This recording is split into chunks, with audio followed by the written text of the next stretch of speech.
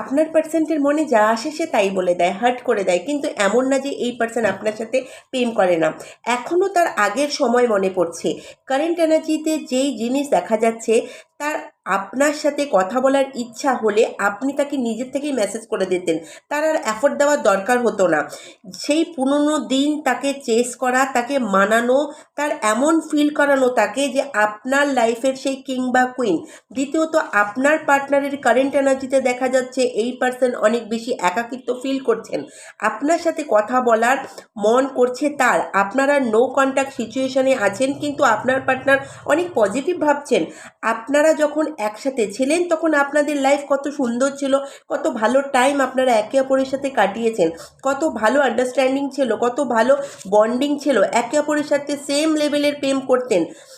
তার মনে ততটাই খুশি হতো আপনার সাথে দেখা করে, আপনার সাথে থেকে।